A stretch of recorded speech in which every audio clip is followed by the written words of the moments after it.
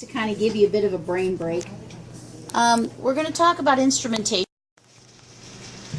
And especially in this day and age, instrumentation in the laboratory is, well, it's all there is. Most of our manual methods are rapidly disappearing. Some of that stuff, I'm like, yay. Well, that's very interesting. There's some things, the old manual tests. I have no idea why I can't get to this. And some things we're very happy that, or we're sad that they're gone because we like doing some things. I'm going to have you pause this because I don't know why this isn't coming up. Is there another browser on there? I'm going to try Firefox, yeah.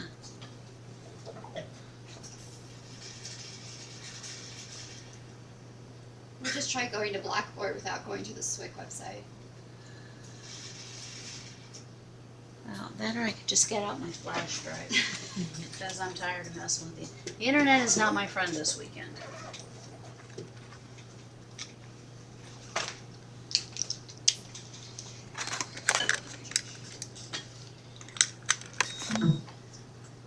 All right.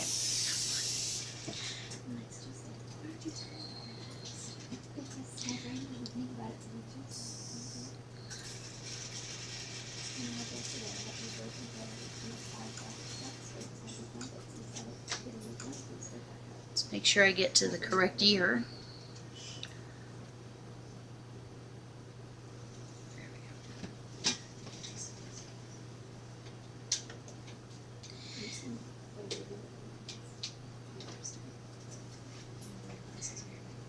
Alright, so instrumentation.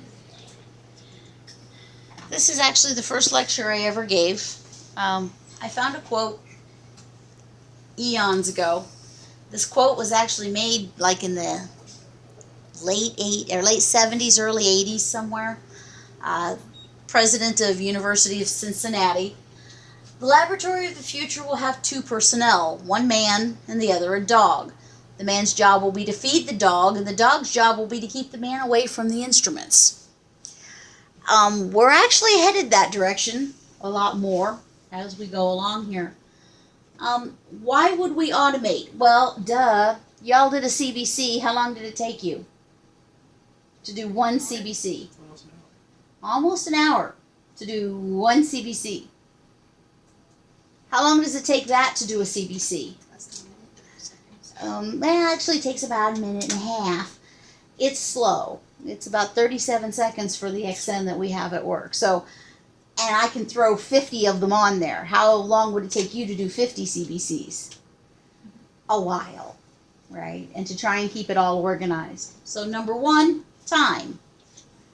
Number two, precision.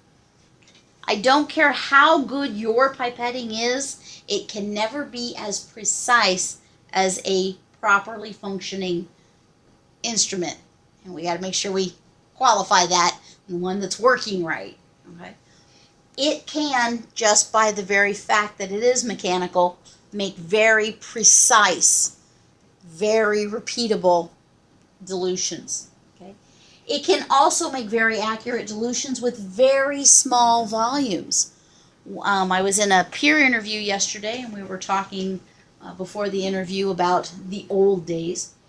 And this was actually before my time, but they were discussing how they used to have to draw a 15 mil tube for chemistries because it took about 4 cc's of plasma, or actually serum, because they couldn't do it on plasma. It took about 4 cc's or 4 milliliters of serum to perform a CMP, to perform a basic test. Okay? Now it takes about 115 microliters to run every test on our C module. It takes under a half a mil to run every test in our chemistry department. Okay? So just sheer volume. I can take a tiny, tiny amount. Even 20 years ago when I started, it took about 300 to 400 microliters to run a CBC. It now takes maybe 100. And we have some preload modes where we can take even less than that. Cost. You know what one of the biggest costs in the laboratory is? You. Salary. Y'all need breaks. You all have vacation. You get sick. Okay? Benefits. There's all kinds of associated costs with having personnel. So they're trying harder and harder to make us obsolete. They're getting there. Not quite yet, though. Quantity. Okay? My mom was a nurse many, many years ago. And she can remember when they maybe did 2 CBCs in a day. Because you got H&H's, but that was it. To get a full CBC, you had to have somebody who was really, really sick. And to get one with a differential, you almost had to beg the lab. It just was not something that you did all the time. And the same with other lab tests as well. Now, every patient comes through the ER gets a CBC. The increased use of diagnostic screening tests. The most current figures we can find, based on the government, and I forget which actual paper we found it in, approximately 70% of all doctors' decisions are based in part, at least, on laboratory data. 70%. That's massive. Treatment, diagnosis. I don't think there's a doctor out there today who, if we shut down the lab, could still practice medicine. They are so reliant on the lab values and very reliant on just even the simplest of tests. It is such a huge piece of everything. So how did we automate? And we're going to talk specifically about hematology. Okay? We know why we want to automate. How did we automate? Well, we went through a series of steps, and we are going to talk about each of these. Yes, you do need to know the principles for each of these, because we still use all of these in some combination. The first is electrical impedance. And we can't call it, we're supposed to call it electrical impedance and not Coulter principle, because Coulter is a company and we don't want to use the company. Dr. Coulter found it, we're going to call it the Coulter principle. Basically what he realized is if I pass a particle through an electron field, through an electrically charged medium, every time a particle, keep in mind, particle goes through there, it causes resistance. We've got really, really good meters for measuring resistance and have had for many, many years. So what he figured out, not only does it cause resistance, but the bigger the particle, the more resistance it causes. So if I send it through an electrical field every time it has a resistance, that's one cell. And if I sort those by more resistance, less resistance, I actually can sort them into white cells and red cells. So what I do is I make a known dilution and I pass it through a narrow aperture at a given rate for a given time. Why would I send it through at a given rate for a given time? What does that tell me? Why is that important? The average The average what? count for how much you have. There you go. How much you have. If I know it's going through 1 millimeter per minute and I count for a minute, how much have I counted? A millimeter or a milliliter, right? If it's going through a milliliter for a minute and I count for 1 minute, I counted a milliliter. If I counted for 1/10 of a minute, I've counted 1/10 of a milliliter. So I calculate the volume by multiplying the rate times the time. Correcting for coincidence is sort of a statistical fudge factor. It says, well, sometimes those cells are going to pass through the thing 2 at a time. And somehow they figured out approximately how often that happens. basically it's just a number we put in there to fudge. Well, yeah, sometimes it goes through and it counts two at the same time. This is a simple aperture. Do we still use these in analyzers? Well, when you come back and train on this, I'm going to show you exactly where they are. Yes, we do. Impedance is exactly how our little XP does its counts. Okay? So we still use this, especially in doctor's office and the more low end of the analyzers. It's still very effective. It gives us a nice basic count. Okay, we have better methodologies, but why spend more money when this gives you a good screen? Okay. So basically what we do, we float it in some modified saline, usually phosphate buffered saline. This one's called Cell Pack, but it's just basically a saline. And we all know saline is salt water, and so electricity will pass through it, right? So we stick a little electrode in there.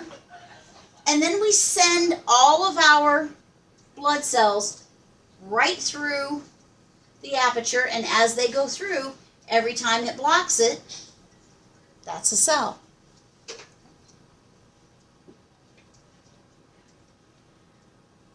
The RBC and platelet counts, again, we do those impedance, we make a dilution and pass it through the aperture. And here it's important, what's important to know about this is in impedance counting, the RBCs and the platelets are separated only by size.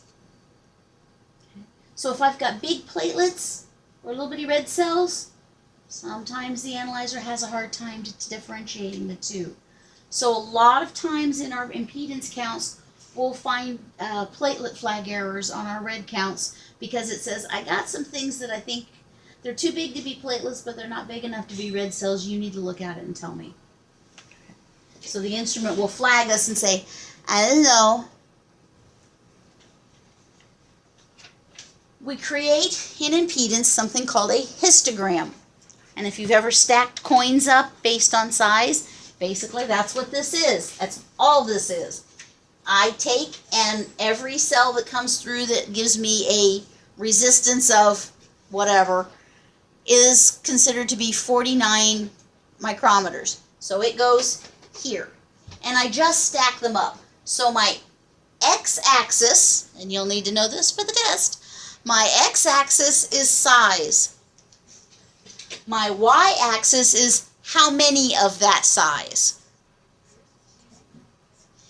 When it's actually figuring it out, this is basically what you've got. You've got stacks of coins. Then, to make it all partified, we sort of round off the edges. Okay? These are my platelets. These are my red cells. We like to have a nice valley in between the two. Sources of error, which you have to know for every test that we talk about.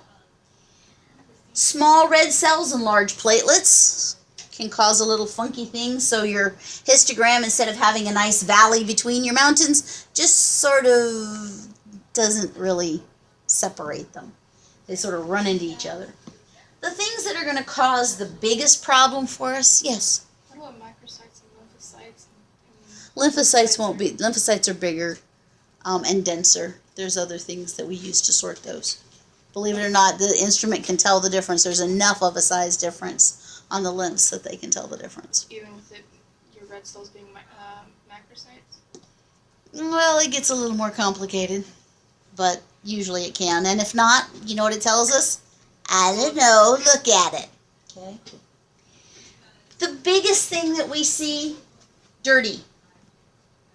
If you don't keep it clean, you don't do your maintenance, and you get a buildup of any sort, be it protein from your blood or lime, salt deposits of any sort, what's going to happen is that aperture that we had is going to get blocked, and things aren't going to go through at the correct rate. So if they're not going through at the correct rate, you're not counting the correct amount. Okay, so it's going to throw your calculations off. It will also, especially if I get protein and especially if I get like salt buildup at the beginning of the aperture, it's going to change my resistance. So it's going to kind of skew everything off to one side. Recirculation of cells. In other words, cells are supposed to go through the aperture from left to right. And what happens when you get those people who have to go against the flow and they come back out and then they go back in and then they come back out and then they go back in? Okay. We have ways of keeping that from happening. We basically put what we call a von Baron's plate, but it makes it a funnel. You know, it's easy to go through the funnel one way, but you can't come back out the other direction. So we have ways of handling that. External electrical sources can cause noise in the platelet region. I do this. If I stand by the analyzer with it open too long, I start to cause noise. It's all kinds of fun. Screw with service engineers all the time. Or the instrument's screwed up. It broke. If it's broke, it won't count right. How do I know if it's broke? Well, it depends on the analyzer. Some of this stuff I got to stay fairly generalized on, okay? White count's the same thing. We're basically going to sort the cells by size, and it's going to give me a 3-part differential. The other way I tell the lymphs from the red cells is there's not that many lymphs, and there's millions of red cells. So if it does count my lymphs in there, is it significant? No, they're out somewhere here in the 4th or 5th or 6th decimal point. So they don't really make a difference. So the same way you guys count the white cells, that's how the analyzer counts it. It's going to first add a lysing reagent of some sort. And different analyzers use, this one uses one called stromatolizer. What is it? I have no idea what's in stromatolizer. Something that makes the red cells pop. Okay. It then again sorts the cells by side. Sources of error, well, Cell 9 for a while had a problem with their lysing reagent. Sickle cells were just not popping the way they're supposed to. So they were getting counted, at least some of them were getting counted in the white count. Okay. Platelet clumps and nucleated red cells may be counted as WBCs, and we will actually talk about correcting for nucleated red cells. This is not something that has to be done on most analyzers anymore because there's other methodologies and they're gated out. And again, if the instrument broke. After electrical impedance is good, it's nice, but it's definitively not the best. Okay, we still, on an electrical impedance counter, probably looked at 50 to 75% of all of our slides, because the differential just isn't that great. It's enough for a slight screen, but it doesn't really give us great answers. So what they did is they took electrical impedance and they added radio frequency, which is a high voltage electromagnetic current flowing between the electrodes. And it uses that radio frequency to tell me how dense the inside of the cell is. How dense is the inside of a red cell? There's nothing in there, is there? It's a hole. How dense is the inside of a lymphocyte? Pretty dense. What about the inside of a seg? Much less dense than the inside of a lymphocyte. And it also less dense in the monocyte than in the lymphocyte. Now obviously the ATLs are still going to screw with this guy too, okay, just because they do weird things. So conductivity as measured by the probe depends upon the NC ratio, which we use when we're looking at cells, right? Isn't that one of our characteristics for identifying cells? Nuclear density, chromatin pattern, and cytoplasmic granulation. Okay. The same exact things we look at, they just look at it using radio frequency instead. We add a two-dimensional distribution, cytogram or scatter plot is produced. And we'll talk more about those, a lot more about those later. After we added radio frequency, and Beckman-Coulter still uses primarily electrical impedance and radio frequency. A lot of other analyzers, however, went to an optical count, because 1, 2, every time I walk in front of the light, I break the light, don't I? So every time I go past the light, I count a cell. 1, 2, 3. Not only can I count that it blocked the light, but I can measure which way the light scattered. I just simply do that by putting a variety of photometers around my light source. Okay? To count, we pass a known dilution at a known rate through a focused beam of light. Again, we want the light all going one way. Okay? What do you think we usually use for this? What kind of light do you think we use? What? Do we use a light bulb? No? How about a laser? How about a laser beam? Laser beam is all the light going in one direction. Nice, tight, focused beam of light. Okay? So we use a laser beam and we pass our bodily fluid, we dilute it up and pass it in front of it. Okay?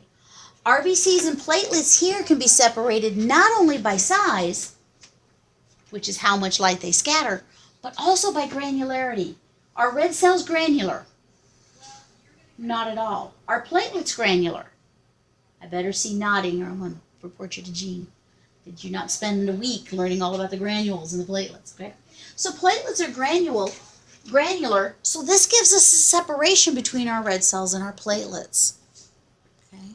This does help us to make a better distinction between the two. This is a basic optical counter. It's an old picture, but it's still pretty much the same way. We've got our focused laser beam of light, so the light is always going in the same direction, and we simply send these cells right through here. And do I talk about it? No. What we use is something called laminar flow to get these to go through in the same direction. Okay, have you ever been out by a stream and you throw a leaf in it? Okay. If it's a fast-running stream, what happens? Kind of goes to the middle and floats away. If it's real slow, it kind of floats off to the edges. So what we do is we have a stream of water, or in this case diluent, going through under pressure in this direction. The cells can't fight and go back the other way. Okay. They're not heavy enough and they don't have any modal action, so they just sort of get swept away so that they are focused into that center screen. It's called hydrodynamic focusing. We then put a couple of photosensors. We put one at 0 degrees, actually it's probably about 1, and all that does is count that it went through. Yes, it scattered something. We put one at 10 degrees, we put one at 90, and then the 90-degree depolarized. We will talk more about what we do with those scatters later when we talk about scattergrams. Okay. Sources of error. Abnormal proteins may scatter the light. Do you all remember we talked about Waldenstrom's macroglobulinemia? Smile and nod. It has a lot of IgM, which is a very large protein. We had a patient who had severe Waldenstrom's macroglobulinemia. His optical count was 200 and something. His impedance count was 2. How do you think we told which one was right? Hazard a guess. How could I tell the difference? I mean, if it was 200,000 or 2,000, how am I going to tell which one's correct? What? How? Make a slide. I'm going to make a diff slide. I can't tell you the difference between a 5 and a 10 on a slide, but I think even you guys could tell me the difference between a 2 and a 200. All right, so if I put it under there and I see no white cells in the first 3 fields I look at, what's my count? 2. And that's exactly what happened. It was counting all of that protein, which is why on this particular analyzer that we had at the time, optical counts were still in their infancy and having some problems.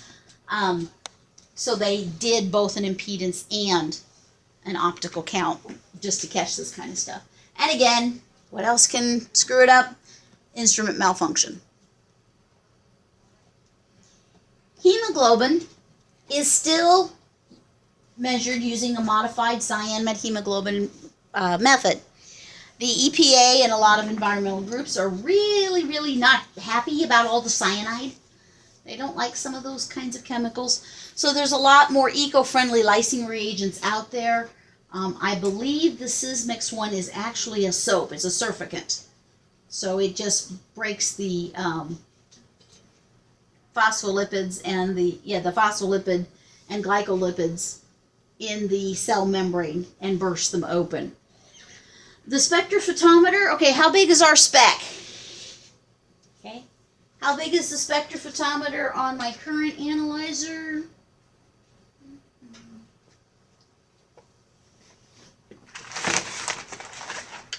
Probably about half that size. Okay. Same working parts. We just made it smaller.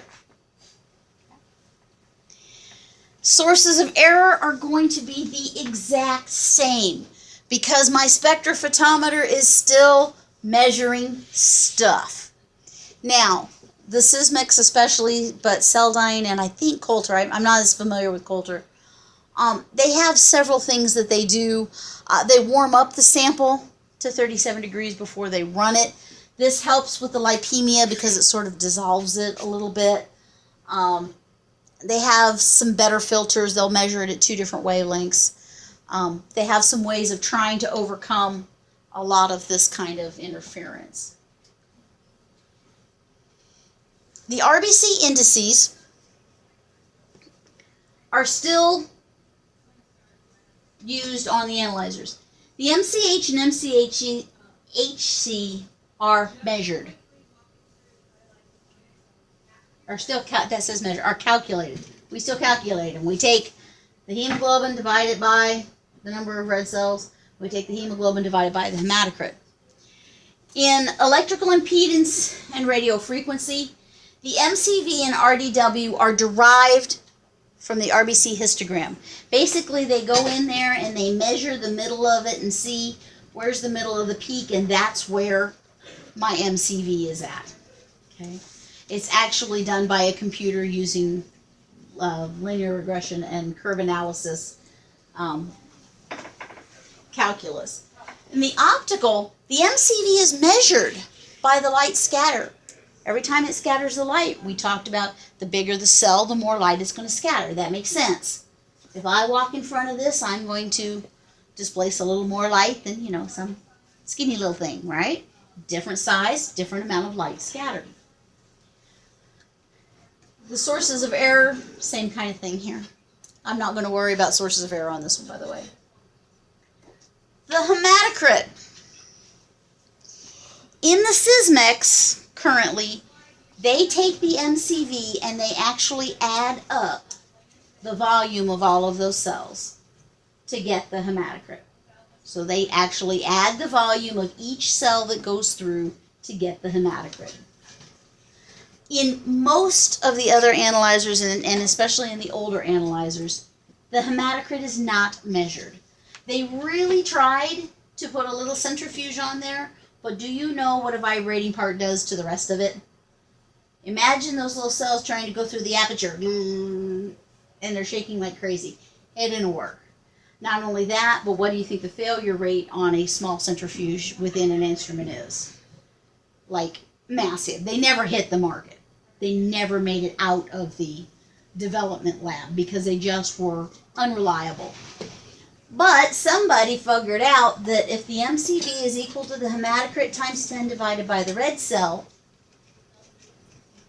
I can measure my MCV and I count my red cell. So if I just sort of use a little algebra, my hematocrit is my MCV times my red cell divided by 10. So on many analyzers, the hematocrit is actually calculated. So if my hematocrits are off, I can't troubleshoot my hematocrit. I have to troubleshoot my MCV and my RBC. Okay. Why is it important to know how this stuff is measured? Or how this stuff is calculated? We put it in, we push the button, ba-ding, magic, it spits out. When it works. Hmm? When it works. when it works. Well, if it doesn't work, you have to figure it Right. And knowing how this stuff is done can give you some clues when we get into troubleshooting. out. Do you actually centrifuge grits? We haven't, no. As a matter of fact, we're trying to decide whether we're actually going to QC our micro hematocrit centrifuge that we got for East, or whether I'm just going to bring it directly here. We're either going to QC it, it's going to sit on the shelf for a couple years, and then I'm going to bring it here, or I'm just going to bring it directly here. They haven't decided yet. Does it automatically measure, or do you still have to like use the card? Okay, for us, we still have to use card because we never do them. There are ones that you literally put them in there. It spins. It takes a little laser light. It goes, here's the top of the plasma. Here's the top of the red cells. Here's the total length, the percentage of that is the red cells, and it spits out a little red digital number for you. Can I differentiate between the buffer and the red blood cells? Usually.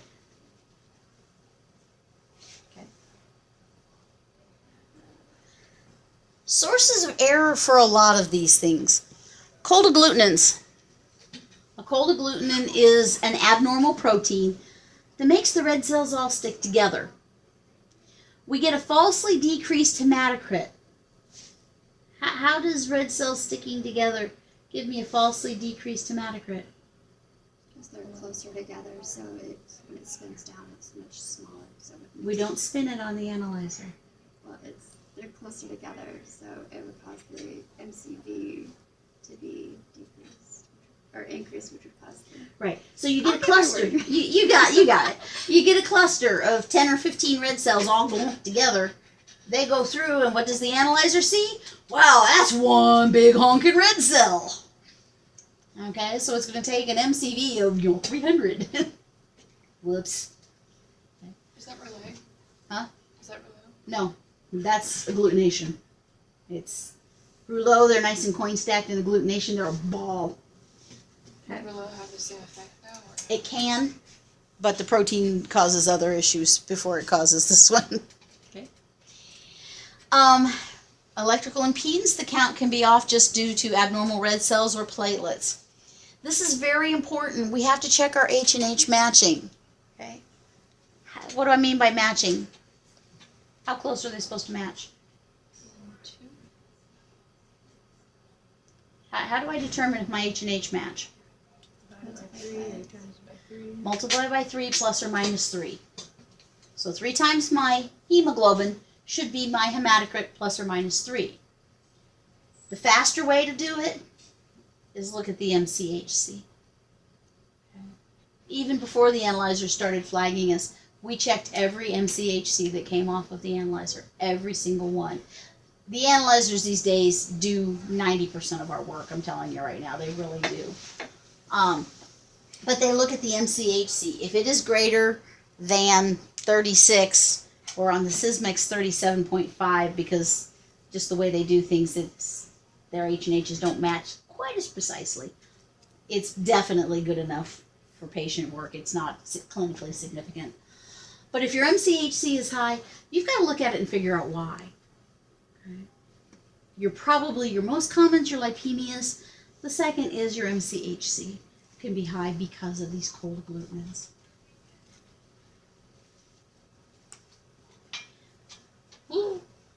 One of the things I do talk about, and I say a lot, is that today the medical technologists and technicians really need to take that technic part of their names very, very seriously. The biologic portion of this, where you used to have to know the disease states and the how the this and that, that's actually sort of taking a big back seat. The computer's doing a lot of that work for us. So where we're having to kind of step up is taking care of the hardware and taking care of the computer. You want to make yourself valuable in the lab? Be the one who knows how to fix that damn thing. Know where the big hammer is. Okay?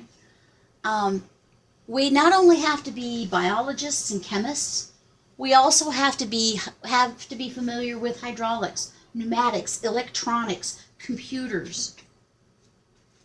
That's our biggest job these days, is making sure the analyzers are behaving themselves. these are just some of the instruments. I am not going, in fact, yeah, I did update the pictures. Okay, good. I was like, please tell me I got the newer ones in there. I'm not going to ask you how this stuff is done on any of the analyzers, but when you go to clinicals, in your clinical book, one of the things you have to do is you have to tell what the theory behind each of the things is. How does that analyzer work? Smart techs learn how the analyzers work and learn what they're doing and understand both the physical act of what they're doing, that this probe comes over, goes down, picks up the sample, goes back, and puts it in here. Okay? So I'm not going to ask you to know anything about the individual ones. You're going to go to your clinicals, and you are going to have to know that about it, the analyzers. And in this marketplace, pretty much it's going to be Sysmex. I'll tell you that right now. Sysmex is pretty much the leader. One thing I do know, how do we tell the difference between monocytes and lymphocytes and granulocytes? They added a myeloperoxidase stain to theirs. Right? Advia did the same thing. Why? Because lymphocytes don't stain positive with myeloperoxidase. Monocytes stain weakly positive with peroxidase, and granulocytes stain strongly positive. So they take the optical and the bouncing light and the scattered light, add myeloperoxidase to that, and it gives them an even better diff, a more accurate differential. I don't think we look at 15 to 20% of the specimens that go through our counter anymore. 10 years ago, we probably looked at 50%. We're down to looking at very, very few. And most of those is just a smear review. In other words, we put it under the scope and we look around for weird stuff. Make sure that what we're seeing under the scope is about what they called on the auto diff. And then we report it. We don't actually count the differential. So we probably do at the big hospital, we do maybe 30, 40 diffs a day. At East, I don't know, 5 or 10. We aren't very busy yet. We're getting there. Okay. So not only today's med techs expected to be biologists and chemists, but electronics engineers, computer specialists, and biomedical engineers. And I actually had a former student just last month who was working on an analyzer. She said, when you told us that in class, I just thought, I just didn't think anything out of it. Diane's just ranting. She says, now I really see what you mean. Because she's become one of our best at troubleshooting the analyzers, which makes her very, very valuable. And that is what you want to do to make yourself valuable. If they'll send you to training on an analyzer, say yes. Okay. For one thing, it's easy.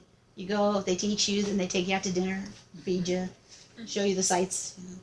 Although a lot more of it's becoming on-site and a lot more of it's becoming virtual instead of people actually flying out to the facility. Most of the time they're training on-site. Lose track of technology and you'll be working with the dog.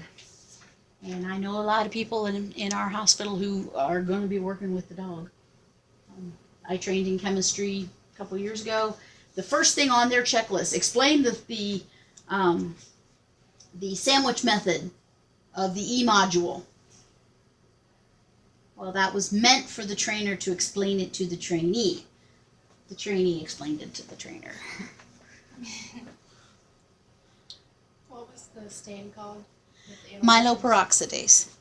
Could you stain your slides that We do. to make it easier to count? To make it easier to count, actually the crystal violet does a better job staining them visually. The myeloperoxidase doesn't stain them as dark. You don't see them as well. It's also not as stable, so it fades a lot quicker. It also is a little more toxic. So when they're using it in the analyzer, you're using a teeny amount of it. When you'd be using it in a gram stain or in a peripheral blood smear, you'd be using too much of it. So that was one of those cytochemical stains we stopped using because of its toxicity. But when you're using it in such a dilute amount, it's not a problem. Okay, the last thing we're going to do is we're going to do troubleshooting. This is like super basic, beyond basic, and most of you probably know all of this. So nothing real big and exciting. The nice thing for those who missed today, it's pretty straightforward, most of this stuff. So troubleshooting instrumentation, again, this is where you're going to make yourself valuable in the lab. Okay. Exact troubleshooting varies based on the instrument. Duh. Just like fixing a car. It depends on what car you got, right? Okay. Step 1. Is it turned on? Is it plugged in? And that will always be the first troubleshooting step we say. Why? Because if it's not turned on and it's not plugged in, it won't work.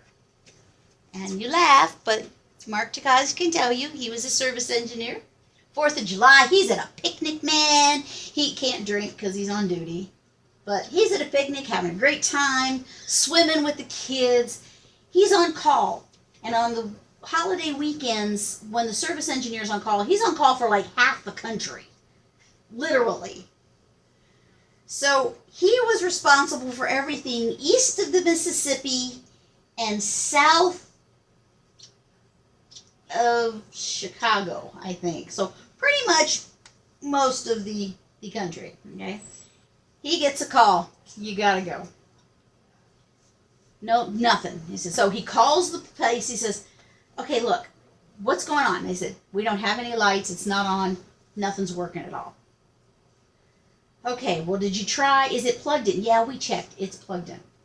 Okay. Did you try this? Did you try that? Yeah. No. Okay, so he puts his clothes on, gets on an airplane, flies to Podunk, Tennessee, drives another 2.5 hours from Podunk Airport to even more Podunk Hospital, which has a 24/7 warranty, so they've got service. He gets there. Sure enough, analyzer is dead. Nothing. Flips the on-off switch a couple times. I mean, you know, everybody does it. Yeah. You know, everybody in the lab has come through and hit the on-off switch, but it didn't do any good. So he's looking, he's following around. Yeah, it's all plugged into the thing. It's plugged into the UPS. He's following it around. It's plugged into the UPS, but the UPS is not plugged into the wall. The guy had come in and buffed the floors because there was no one there because it was a holiday weekend. Knocked the plug out. Or actually, I think he took the plug out to plug in his buffer and didn't replug it. So there's a battery backup on the UPS, so it lasted for however long the battery backup was good for. That must have been what that weird beeping was. That's what. So he flew down to, he said, well, I cleaned it and ran some controls through it because I felt like I, had to do something. $6,700. Almost $7,000 for him to come down and plug it in. So, and it's not the only time. I mean, that was the most, that was the funniest story. But, yeah. Is it plugged in? Is it turned on? If it's plugged in and turned on, guess what you do? Turn it off and turn it back on. Right? Isn't that what you do with your computer? Okay. One of the things to make sure when you're turning it off and turning it on, though, is you are going through the proper shutdown sequence. You don't just go over and push the off button on a $7,000 instrument. Yes? What if it's in a frozen state where it cannot be shut down? Well, then you have to take matters into your own hands, yes. But you want to try and go through the proper. And since most of them are, well, 99% of them are computer operated now, in some of them you take the computer down first and then the analyzer, and when you turn them back on, you turn the analyzer on and then the computer. But in others, you do it the other way around. So you need to make sure when you're learning how to do this stuff, you need to know which one you take down first and which one you power back up first. Okay. Step 2, an ounce of prevention is worth a pound of cure. Okay. Do your maintenance. There are a lot of hospitals that don't.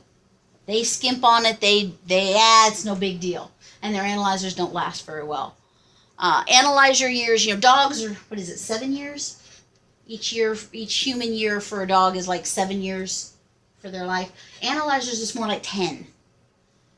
Okay? So for every year old it'd be like a human aging about 10 years. We've had several analyzers at Memorial that were centurions. Literally 100, in instrument years, 10, 15 years old. Things that should never operate that long.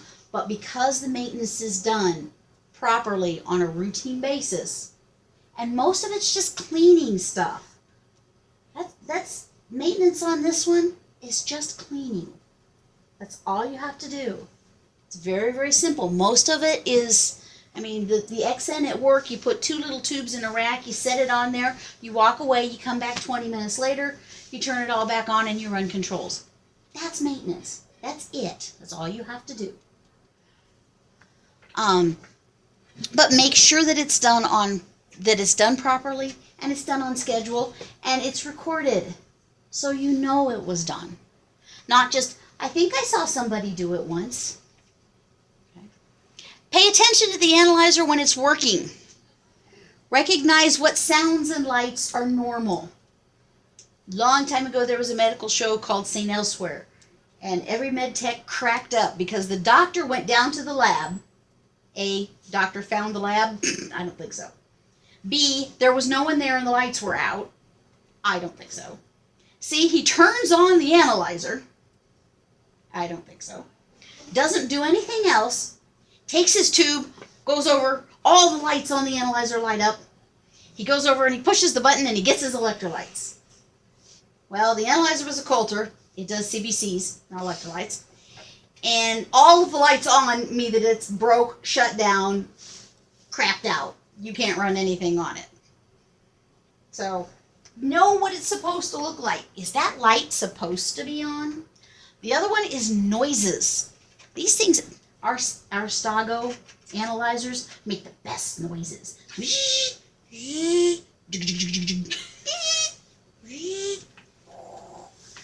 Great noises. But if it's going, it's got a leak and you got to find it. And sometimes that's how you can tell the difference. I refuse to make the noise again, but there is a noise it makes when the cuvette is crunched into the track. And I actually called service one time and I says, this is what it says. Oh yeah, I know that noise, exactly what to do. We went right to it. Why? Because he knew what the noise was. I didn't know what the noise was, I just knew it wasn't normal. So go over and watch your analyzer when it's working. Listen to it when it's working. And when you hear noises, we have a centrifuge. If you don't put the lid on when it goes, it makes this big screaming sound. Yeah, Chris is smiling. It makes this big screaming sound. As soon as that happens, everybody in the lab stops and goes, "You forgot the lid," because everybody knows that sound. So it's strange what things can help you, but understand the basic principles of how the analyzer works. Okay, if I know that my red cells and my platelets are measured in the same system, and my red cells and my platelets are the problem, I know where I have to go troubleshoot. If everything is being affected, it's probably my sampling system. Okay? Because that's what all of those parameters have in common. A big thing, what changed? It was working yesterday. Why isn't it working today? Every time Bubba runs the PFA, because I won't use his real name, but every time Bubba runs the PFA breaks. Every time. We've all volunteered. You just leave it. We'll run it. It hates him. Analyzers have personalities, and it hates him. That analyzer despises him. Every time he gets near it, it breaks. So, know what happened. Did you change the reagent? It was working, then I changed the reagent, and now it's not working. Gosh, I wonder what the problem is. Okay, so look and see, what was it doing? One of the big things, make sure you write stuff down. A friend of mine is a supervisor at the core lab at Memorial. He gets frustrated as hell. Someone will come and say, we've been having this error for 3 months. He'll look in the troubleshooting log and there's nothing in there. Nobody wrote down. Well, everybody knows. Well, how is he supposed to know if nobody tells him or writes it in the troubleshooting log? And maybe it's been having this problem, and all you have to do to fix it is go get the big hammer and whop it on the top. I'm exaggerating. But if all you got to do is get the big hammer and whop it on the top, and it's in the troubleshooting log, oh, it's doing that. Wham, wham. Okay, we're better. Here we go. All right. So if it's been doing it, and also if it's been doing it repeatedly for a long time, we probably need to get somebody who can come out and figure out why whopping it on the top is making it work. Okay, you should not whack the analyzer. That should not be what makes it work. So maybe we need to get service in to take a look at it. Because if we're having to fix this every week, then it's an ongoing problem we need to deal with. Check your common problems. Try a new reagent. You changed reagents, it didn't work, try a new one. Maybe that one's bad. Okay, maybe this one's been on too long, and maybe it's expired. But here in this lab, like 90% of what we use is expired, so smile, nod, and move on. Perform your routine maintenance. Run a wash cycle, especially on your hematology analyzers. Sometimes if it's just been sitting there too long, it just needs a bath or a little shower. Just feeling less than fresh. Needs a little rinse. Okay. Be familiar with common troubleshooting steps for each analyzer. Is there a puddle? It is never normal to have a puddle under an analyzer. Never. I do not know any analyzer that normally has a puddle. Okay. Something's leaking, something's wrong. Go ask somebody else. Every analyzer has a super user, or they should. And even if they don't have a specified super user, there's always somebody who just seems to know that one analyzer better than anybody else. People come ask me chemistry questions, I laugh. You're asking me a chemistry question? Man, you are desperate. Okay? Is it turned on? Well, I'm screwed. I don't know anything else. Okay? But if our saw goes down, well, sometimes it just needs mommy, and I have to go over and talk nice to it. Okay? There's always somebody who is the one who's the go-to person. You want to be that go-to person. That makes you valuable. That makes you important. Okay? That's good for you. If you want to advance in the laboratory, that's a good way to do so. Okay? Instrument support hotline. You'll get to know, there's one instrument we had, and when I would call up, if Jade answered, we troubleshot through it. If Micah answered, I said, never mind, I got it, and I'd hang up and call back until I got Jade. Okay. Know how to bring up and use the backup analyzer. Okay. I mean, that's important. Every hospital has to have a backup method. You need to know what that backup method is, and you need to know how to use it.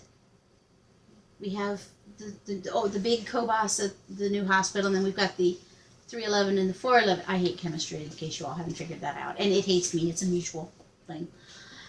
And I was like, I got to learn to use those backup ones.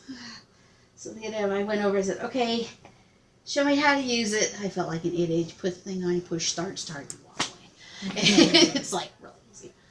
The other one's more complicated. You have to lift the thing, put the thing on, put the thing down, and then hit start.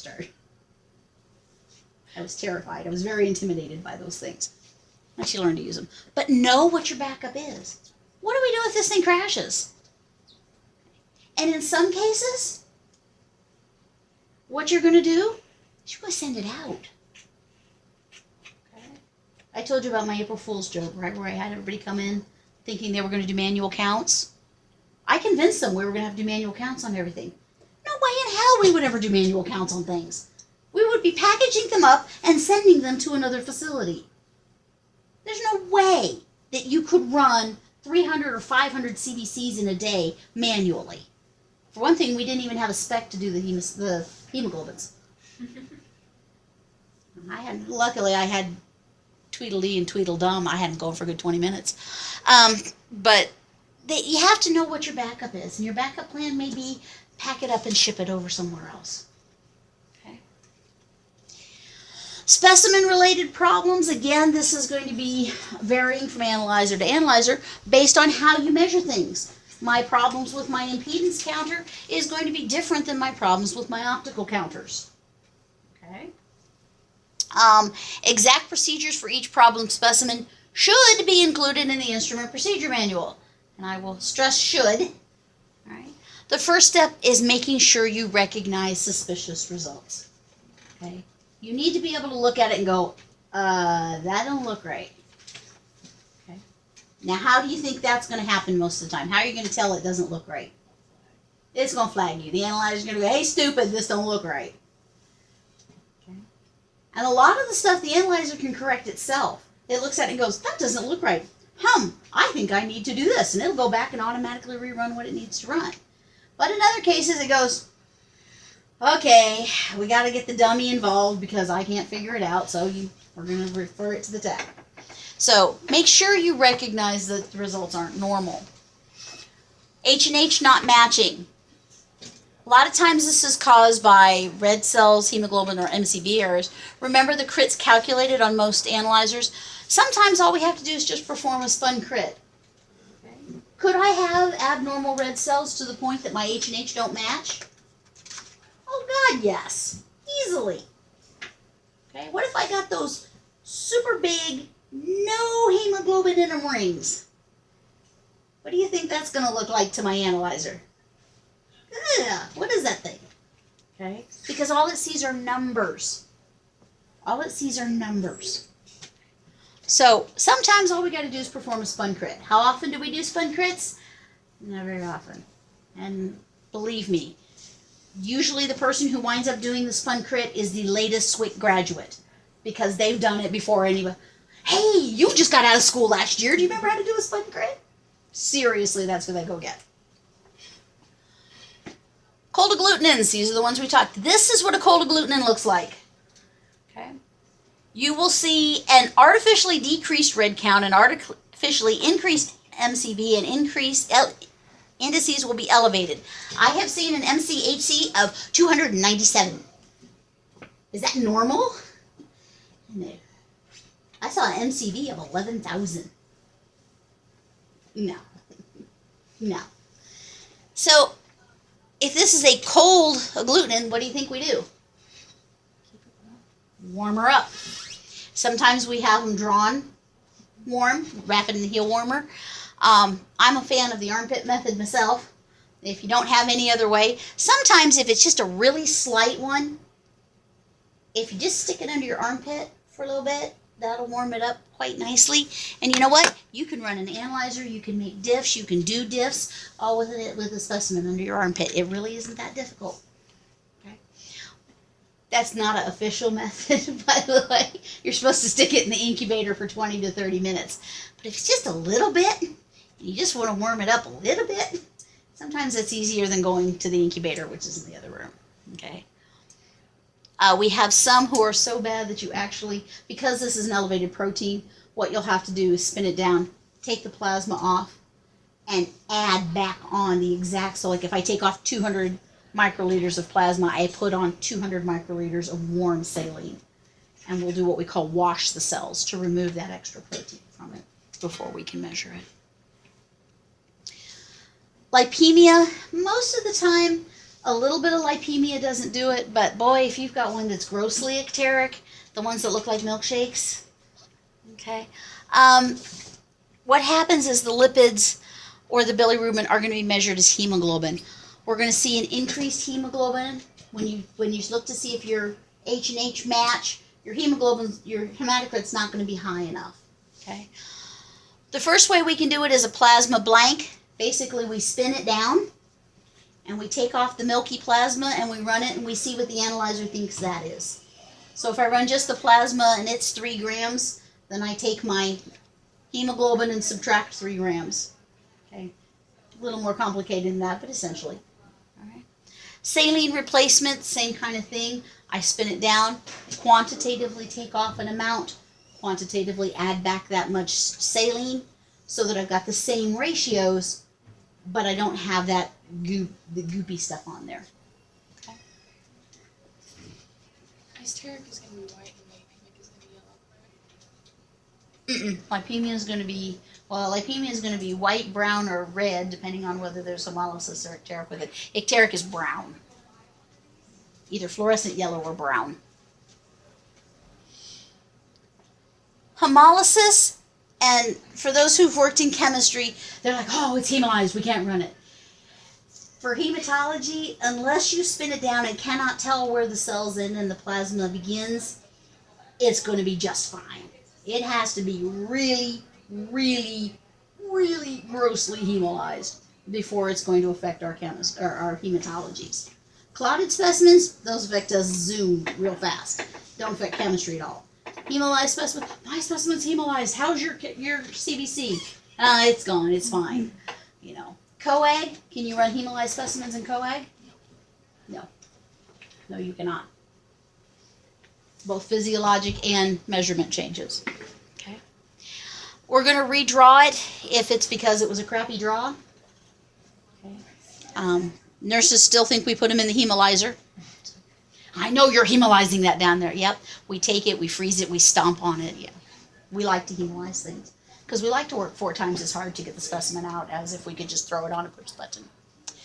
Microcytes or schistocytes, actually these are becoming less and less of a problem.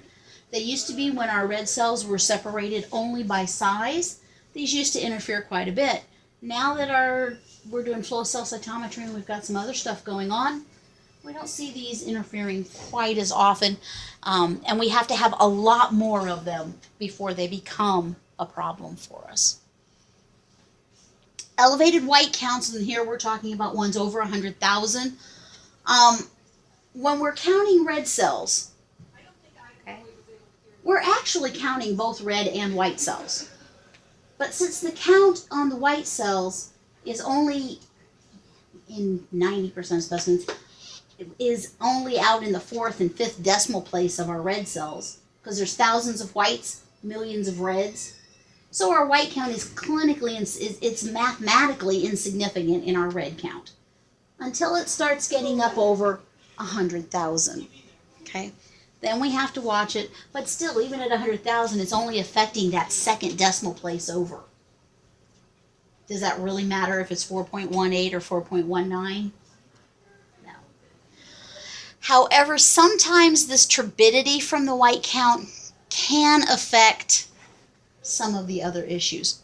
For the most part, because we're separating them out optically and because our measurement methods have gotten a lot better, we really don't see this one very much anymore. But you do need to be aware that it can happen, and it does make a problem for us at times.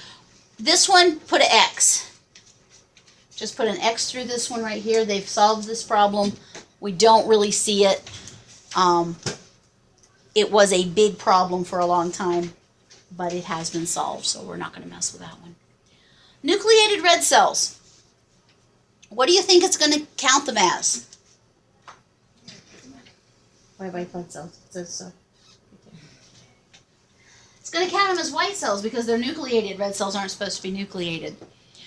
The newer analyzers gate them out, and we'll talk about gating when we talk about automated differentials. But in the older analyzers, what you had to do is correct for nucleated reds. So you do have to know this formula. Basically, just dump stuff in there. The corrected white count is whatever the white count was times 100 divided by 100 plus the number of NURBs. We'll do some of these on the chalkboard tomorrow. Not going to do them today. And I believe there is a worksheet up in the homework section for them already. If not, I've got one I can post it. Fragile white cells. This one, again, we don't see it very often, but especially patients with CLL or other lymphomas, a lot of times the cells are osmotically unstable. So when you dilute them up, they all pop and you can't count them. So in this case, basically what you'd do is you'd look on the slide, you'd see that the count doesn't match what the analyzer gave you, and probably go find somebody more experienced and ask him what the hell to do. Pretty much what you're going to do is you're just going to put a comment count maybe artificially decreased due to fragile whites. Not very common anymore. Again, our lysine reagents are getting a lot better. Platelet clumps or satellitism, or an EDTA platelet clumper. This one we see a lot. How many of you are phlebs or have worked as phlebs for a period of time? Okay. If they tell you to go back and draw a blue top with the purple top, this is why. There are certain patients, and it isn't always a permanent thing, it may be transient, who have either platelet satellitism, that's where the platelets circle the nucleus of the granulocytes, or they'll just clump for no reason. The way you can tell that it's an EDTA platelet clumper and not a true clotted specimen is in these EDTA platelet clumpers, you're going to see little bitty platelet clumps, 3 to 10, maybe as many 12 or 15, but they are going to be everywhere. They're going to just be distributed all over the slide. In a truly clotted specimen, you're going to see big clumps. You may see fibrin strands, but you're going to see larger clumps, and they're going to be kind of congregated together. In this one, it's small platelet clumps, and they are evenly distributed throughout the slide. What you're going to do is you're going to take your sodium citrate tube, okay, not spin it. This is the biggest thing. You got to make sure processing doesn't spin it. We actually have big pink stickers that say, do not spin. And they put those on there and send them down so we don't spin them. Because once you've spun it, you've screwed it up. You got to draw it again. But we take the sodium citrate and run it through the analyzer. The problem is sodium citrate is not the same dilution as EDTA. So we have to correct for that dilution. So we take our results and multiply by 1.1. It's just a corrector. And you better know that corrector because there'll be at least one of these problems on the test. Okay? So all you're going to do is if I run my sodium citrate, if my platelet was 100, I'm going to take 100, multiply it by 1.1, and that's my actual platelet. This is one you will see. This is one you need to be aware of. And really the only way we find it is on the slide. You'll get a platelet flag error. The analyzer will say, these platelets are funky, something's wrong. Occasionally you'll get a white cell error if there's enough of them or they're big enough. But it will give you an error flag, and you're going to look at the slide, and sure enough, you're going to have these little platelet clumps everywhere. Again, you're rarely going to see these. And again, since we now use granulation or granularity to separate our red cells and our platelets, you can kind of put an X through this one too. We don't see this one much anymore. You do need to know these things. There will be one question at least on there that says which of the following is or is not a change that occurs as blood ages. This is why we can't run a CBC from last week. Okay. We get an artificially elevated MCV and crit because we measure the MCV due to the swelling of the red cells. As they sit there, they absorb fluid. So they get bigger than what they were when we started. Artificially decreased white cell and platelet because those aren't as stable, especially at room temperature, they're going to burst. And the differential is actually only stable on most analyzers for about 8 hours. After that, it's not really going to be very good. Okay, and doctors will have us run crud specimens all the time. I tell nursing, would you ask a chef to prepare a meal with rotten food? Then why are you asking me to give you results from a rotten specimen? Okay? If you don't have a good specimen, you're not going to get good results. So if the doctor insists, we'll run it, but we won't put disclaimers all over it that say, specimen too old or whatever. Okay, like I said, I wanted to kind of take us out of the anemia mode, and the next one we're going to be doing, I believe, is hemoglobinopathy. And it's a killer. Some people get it real quick. Most people don't. So it's kind of a tough one, and there's a lot of information in it. So instrumentation, really, a lot of it's common sense. A couple of little bits and pieces. Make sure you know how to correct for nucleated reds, even though we don't do it very often anymore. We do once in a while, but not very often. Platelet clumpers we see a lot. I will ask questions about problem specimens, about troubleshooting. Like I said, I don't think this material is really overly difficult. Okay. Questions, problems? We have a couple options. We're going to turn the lights on.